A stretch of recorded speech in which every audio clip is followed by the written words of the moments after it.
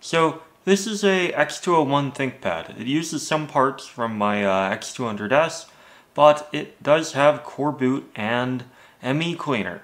And Coreboot now actually supports that, even though I did have to edit the kconfig to get a slightly better ACPI compliant version, so I just made it a soft disable. So let's go take a look at it. So the main issue with the x201 when it's running Coreboot and, well, ME Cleaner is essentially the combination leads to the fan, well, just not working. But luckily there is a software known as Thinkfan. And with Thinkfan you can do some pretty cool stuff to get your fan up and running. I wrote a little script to install it so I don't have to worry about it overheating while I'm setting it up. This script will install Thinkfan or uninstall it if you want. I tried it on a few different systems. Also, while testing out a script on a fresh installation repeatedly, use a hard drive. If you use an SSD, you might not have an SSD by the end of it. So I'm going to show you this on this partly disassembled x230 over here. It is using a UEFI setup, so I didn't use my installation script.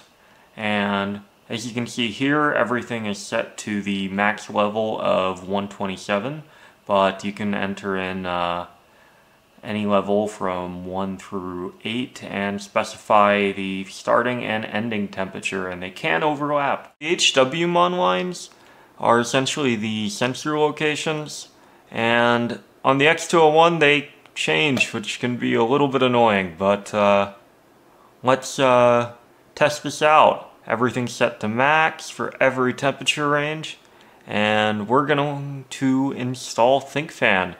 Okay, so the script will essentially just install the dependencies and install Thinkfan.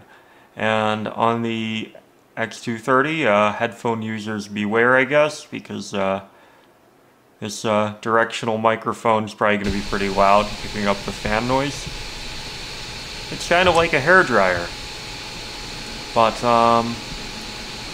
I guess enough of that, and let's uninstall it with the /u option on the script, and it should just slow down.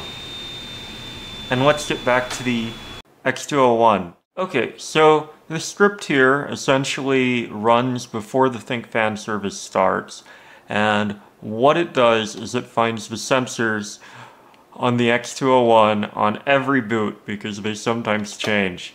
Oh, one other thing.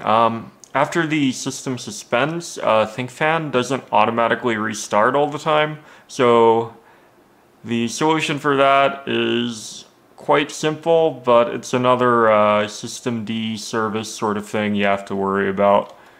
Okay, so I'm gonna just play some disassembly footage and explain why you might want to buy an x201, and the first reason is they're pretty cheap actually. And a lot of the parts are compatible with the x200. You can get some of the body panels, but a nice thing about them specifically is, well, they come with an LED backlit display, which faded quite a bit less over the years compared to the CFL ones that are common in the x200.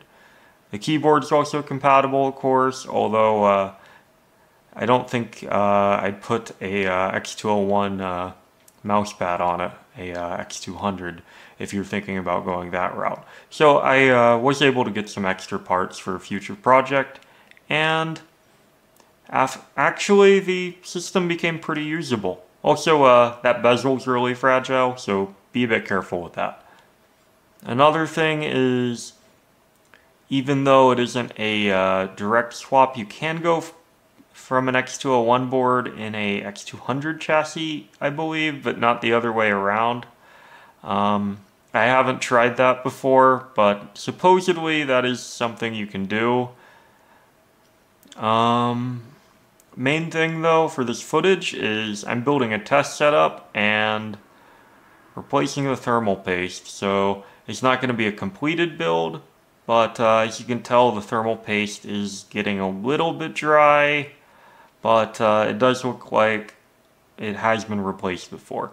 It also uses a 1mm thermal pad, so I did replace that with a little bit of an upgrade, but I don't think it's going to make that much of a difference. I did have some issues with that daughter board you can see over there, but soon I was up and running, at least in terms of some usable test setup, and I eventually did get a working ROM, but I did make one mistake, which was, well,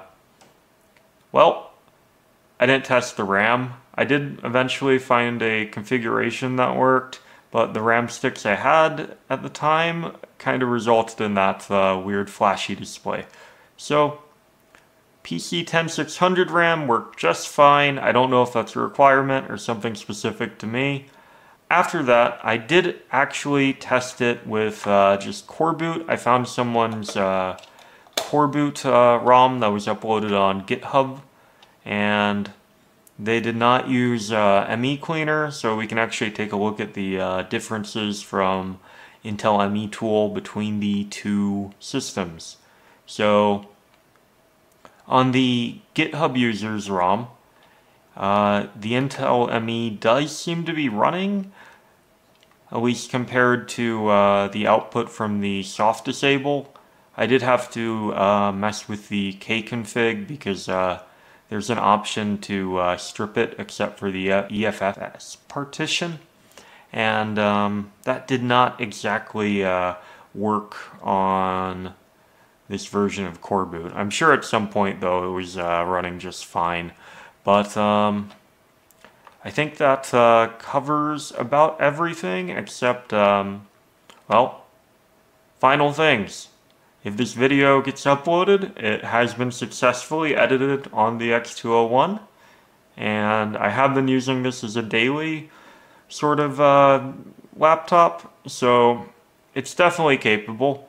And I do have two versions of the ROM, one with the GBE firmware and one without, because for some reason the ACPI throws a fit when you put in the Gigabyte Ethernet firmware. So either way, I will post my config on the screen, and I hope everyone is having a good day. Peace.